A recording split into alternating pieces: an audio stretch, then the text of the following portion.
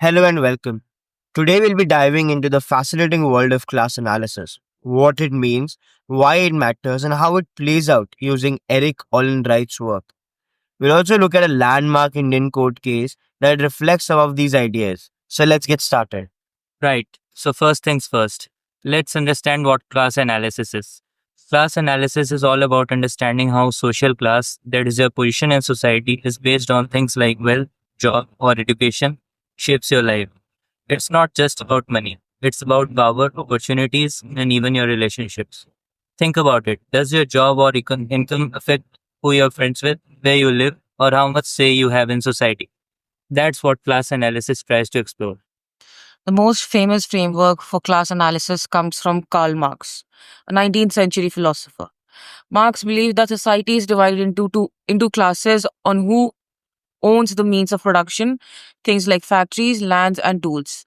So, on one side, you have capitalists who owns these resources, and on the other, you have workers who sell their labors to survive.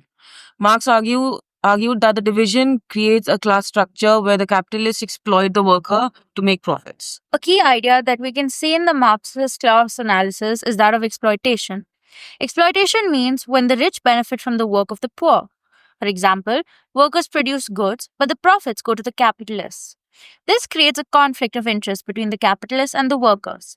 The workers want better wages and conditions, while the capitalist wants to maximize profits. One of the best examples of this can be the gig economy in India. That basically means when delivery workers for companies like Swiggy or Zomato, they often face, long hours, low pay, and no job security at all, while the company makes a huge profit. Wright defines exploitation using three principles. Firstly, inverse interdependent welfare principle. The welfare of the exploiter depends on the deprivations of the exploited. Second is the exclusion principle. The exploiter excludes the exploited from access to important productive resources like factories or land. Third one is the appropriation principle. The exploiter appropriates the fruits of the exploiter's labor, often in the form of surplus value. Wright also distinguishes between exploitation and non exploitative oppression. In exploitation, the exploiter depends on the labor of the exploited, whereas in non exploitative oppression, the oppressor does not rely on labor of the oppressed and may even prefer their disappearance. For example, genocide.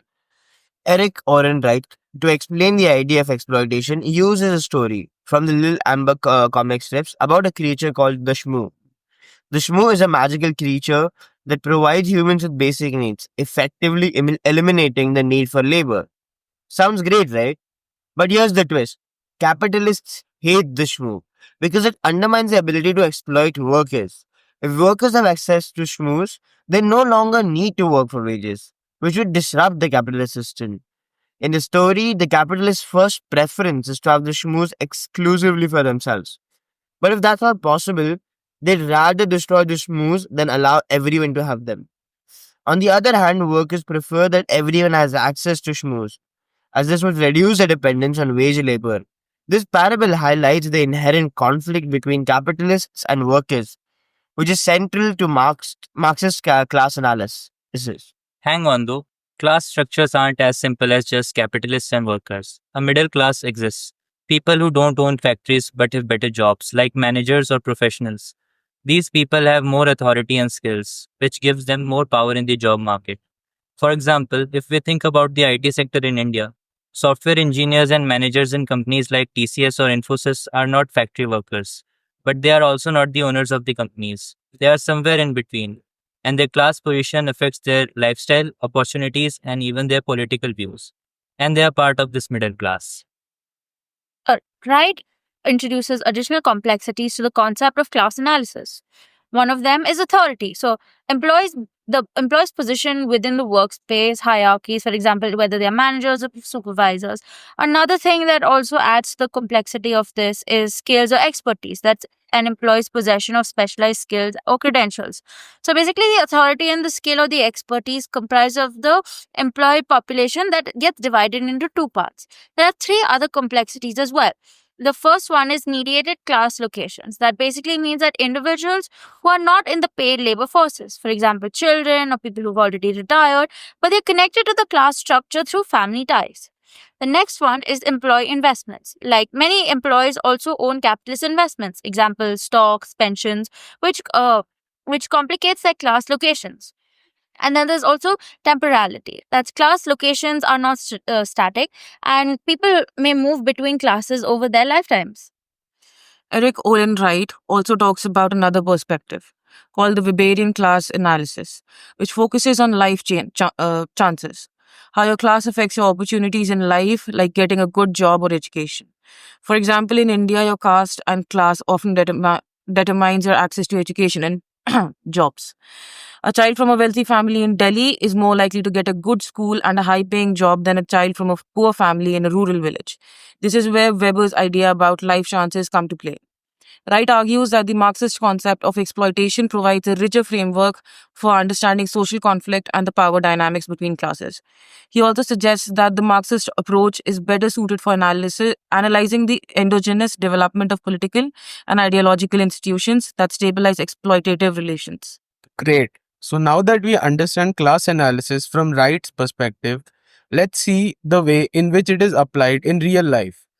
So let us take the landmark judgment by the Supreme Court of India in 1982 through the case of People's Union for Democratic Rights versus the Union of India case. It is significant as it highlights issues of exploitation and workers' rights in Indian labor law. The case arose from the exploitation of construction workers employed for projects related to the 1982 Asian Games in Delhi. The People's Union for Democratic Rights, PUDR for short, a civil rights organization, filed a public interest litigation, a PIL, under the Article 32 of the Indian Constitution, which guarantees the right to constitutional remedies. The petitioner alleged that the workers were being exploited in several ways. They were paid way below the minimum wage prescribed by the law. They were forced to work in unsafe and hazardous conditions. Many workers were migrants and women who were particularly vulnerable to exploitation. The contracts violated labor laws, including the Contract Labor Regulation and Abolition Act 1970 and the Minimum Wages Act 1948. The main legal issues before the Supreme Court were whether the fundamental rights of the workers under Article 21, which is the right to life and personal liberty, Article 23, prohibition to forced labor, and 24, prohibition of child labor, were being violated.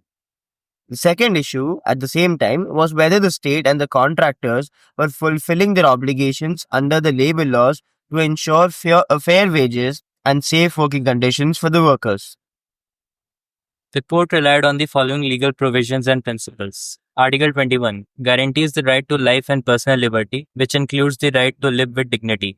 Article 23 prohibits forced labor and exploitation. Article 24 prohibits the employment of children in hazardous industries. Minimum Wages Act 1948 mandates the payment of minimum wages to workers. Contract Labor Regulation and Abolition Act 1970 regulates the employment of contract labor and aims to abolish it in certain circumstances. Public interest litigation. The court emphasized the importance of PILs as a tool for enforcing the rights of marginalized and vulnerable groups. Violation of fundamental rights. The court held that the workers' rights under Article 21, 23, and 24 were being violated. The payment of wages below the minimum wage amounted to forced labor, as the workers had no choice but to accept these conditions due to their economic vulnerability.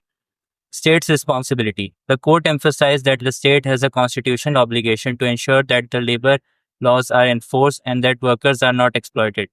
The state cannot turn a blind eye to violations by private contractors. Contractors' liability. The contractors were found guilty of violating labor laws, including the Minimum Wages Act and the Contract Labor Act. The court directed the state to take action against the contractor. Judicial activism.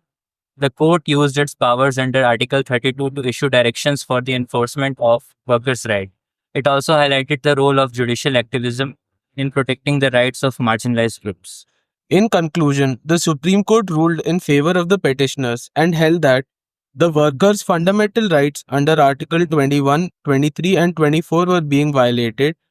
The state and the contractors were obligated to ensure fair wages and safe working conditions for the workers. The court issued directions to the state to enforce labor laws and take action against the contractors. It is quite evident here how the rich are exploiting the poor, how they're benefiting while the others are suffering. They were paid below the minimum wage prescribed by the law. They were forced to work in unsafe, hazardous conditions. This is a classic example of exploitation. The workers' labors were being undervalued, and the contractors were profiting at their expense. So, why is class analysis actually important? So, class analysis helps us understand the power dynamics in society. It shows us how wealth and resources are distributed, who benefits, and who gets left behind. In a country like India, where inequality is a huge issue, understanding class can help us tackle problems like poverty, unemployment, and social exclusion. Whether it's the exploitation of gig workers, the struggles of farmers, or the privileges of the middle class, class analysis gives us the tools to see these issues clearly and work towards a fairer society. That's it for today's episode. We have explored the basis of class analysis from Marxist ideas about exploitation to the complexities of class structure. We've also seen how these ideas play out in the real world scenarios, like the parable of the Shmoo and the case of the People's Union for Democratic Rights (PUDR) versus the Union for India. Thank you and see you soon.